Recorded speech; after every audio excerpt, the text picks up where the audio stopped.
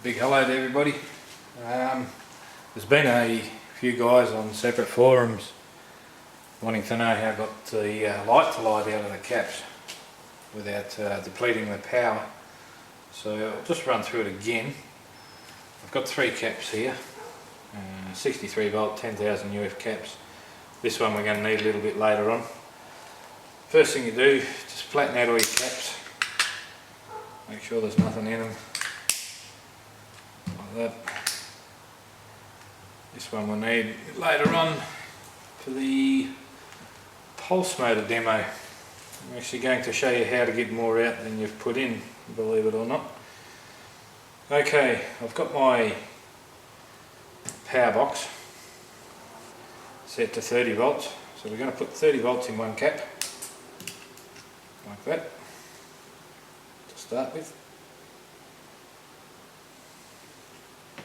Two reasons I'm using caps. First reason is they're quick to charge. Second reason is we don't have to let them sit for a couple of hours to get a true reading of the voltage. What you're left with in a cap's what you're left with. So then what we'll do is just hook the caps up in series, put our meter on so we can measure our voltage. So we've got 30.5453 dropping. I think this cap's a little bit leaky, so we'll put 30.5 just for the demonstration. Disconnect our meter. Now take the cap that's got no voltage in it, turn it around and hook negative to negative on the two caps. And get yourself a light globe. I've got a 24 volt 2 watt neon. So just to make things a bit quicker, you can use whatever sort of load you like. Whether it be a small electric motor, a light bulb like that, any type of a load. You can in fact just short the two terminals out if you want to do it that way, but just a more gentle approach with the light, just so you can see it's actually working the way it should work. Like I said, it's a 24 volt globe, so it won't be full brightness, and as you'll see it'll start to dull off after a while, as would it normally when you hook it straight up to a cap in a normal situation. But this demonstration requires us to hook the two negatives together and then pull off the two positive sides of the caps.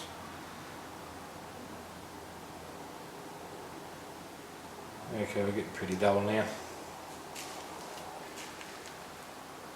So it'll do about 45-50 seconds on one of these caps with 24 volts in it. So as you can see, we're at that now. It will run like that for about another 5 minutes, believe it or not. Very dull, but it will go. But for the demonstration, I reckon that'll just about do us. So disconnect your light, get out of the road, take one of your caps, doesn't matter which one, hook them back in series, hook your meter back up to the caps, and now we have 30.88 volts across the two caps, and we started off with 30.5 volts across the two caps. So that's pretty interesting in itself, but anyhow, I'll explain to you how that works and why you're not actually using any power in the combined caps.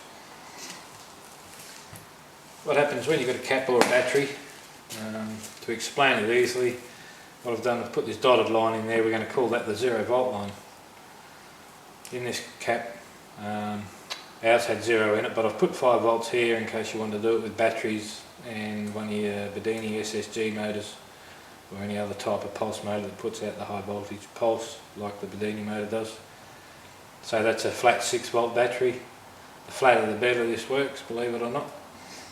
And this could be a 12 volt battery with 13.5 volts in it fully charged. So what happens, contrary to belief, electron flow is actually out of the negative and into the positive. So in a normal situation, if we put a load here, our flow will come out of the negative through the load and then back into the positive.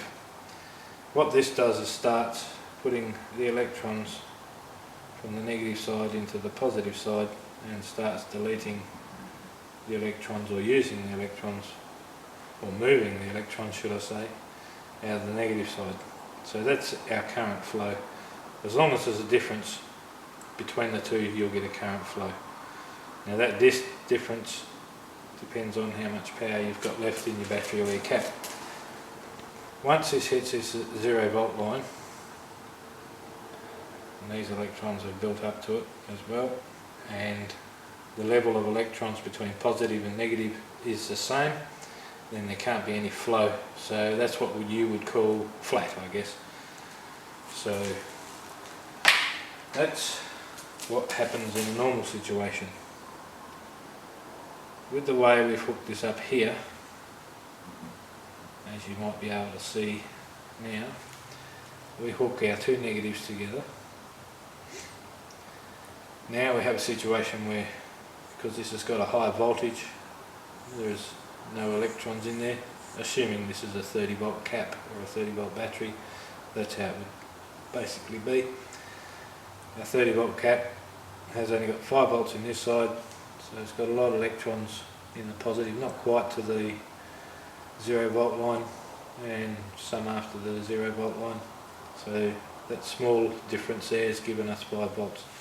But what's happened here is now, because we've got electrons on this side and none here, and electrons will flow out of here through the load and into here. So this now becomes your negative. So our electrons are flowing out of here through the load back into this side. So our electrons are building up this side and depleting this side. Now, because each individual cap will want to keep its even amount of electrons in it, because we're getting more in here, it's going to push some out of here and into this negative side. So that builds that up, and as we drop this down further, this builds up higher. But of course, as we drop this down further, on our positive side is building up higher, and this is becoming lower. So the voltage in this one is going down, but the voltage in this one is going up at the exact same rate. You cannot destroy or lose your electrons. They're there. Even when it's flat, they're still there. There can be no flow because there's an even amount on both the positive and the negative side. So that's how that works. I hope that's explained to you. That's the easiest and best way I could come up with to explain how that is working. But now we're going to see something really cool. Now we're going to show you more out than in, believe it or not. First we're going to get our trusty old pulse motor. Now this is my egg, which I've modified so it's set up the same as the Bedini pulse motor, the SSG circuit, as per the DAF man's diagram. This is going to be our flat charge battery, nothing in it. This one here is going to be our flat run battery, and this one here is going to be our full run battery. So we'll charge that one up. Disconnect it. Now we'll check the voltage across it. Voltage is 30.2. It's dropping a bit because this cap's badly leaking. But anyway, it'll serve our purpose. Now we'll hook all these caps up in series. Choose negative to positive, negative to positive. Just so we can get our true voltage reading across the caps all together. Put our meter back on. Okay, get rid of these numbers here. Rest of this mess now that we're finished with it. So we have 30.33 volts across our three caps.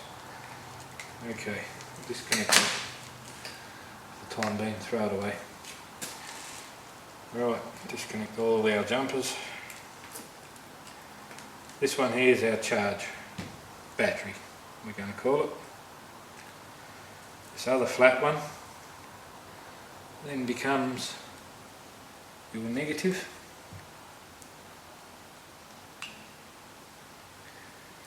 Your fully charged one. Sorry, we'll turn that around. So positive becomes your negative, as per this diagram here. Now, as per SSG circuit, we're going from the positive of the run battery to the negative of the charge battery, and then our positive side remains the positive side of your fully charged battery. So we can hook that up. So what we'll do now is we'll run the motor up.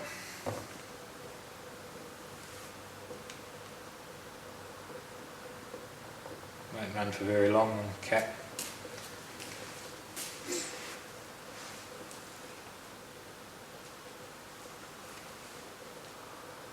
Probably didn't spin that quite quick enough.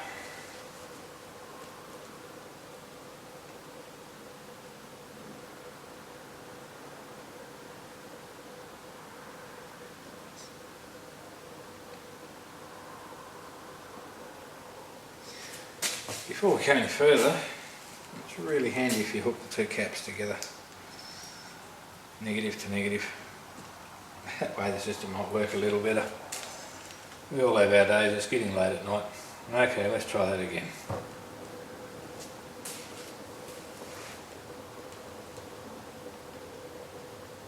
That sounds a bit better. It's actually picking up speed this time.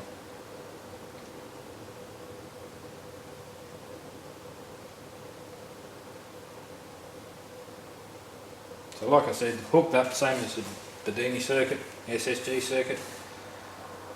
Got your charge battery which comes off the positive of the run, high voltage line to the positive of the charge battery. The only difference is we're using a fully charged 12 volt battery and a flat 6 volt battery, just to get the flow like I showed you in the two caps. Okay, she's just about out of juice now. Won't run for very long on one cap.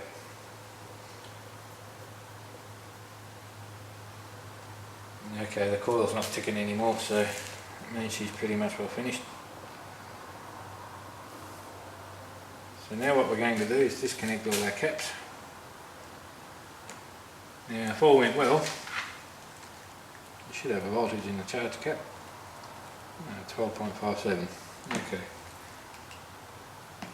So these two caps start off at 0 volts, and this one start off at 30.33. So now we're going to take the caps, we're going to hook them all back up in series again. Negative to positive.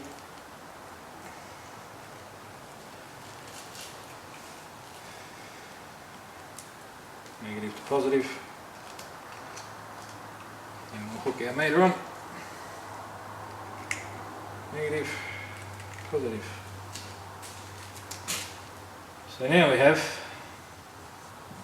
43.2 volts across the three caps, and before we started across the three caps we had 30.33 volts.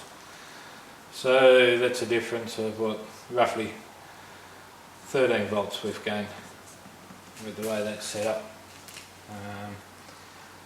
So that's more out than in over unity. Well, there's a lot of debate about over unity, what's over unity and what's not, but simply getting more out than in, it's very achievable, as you would have seen right before your eyes.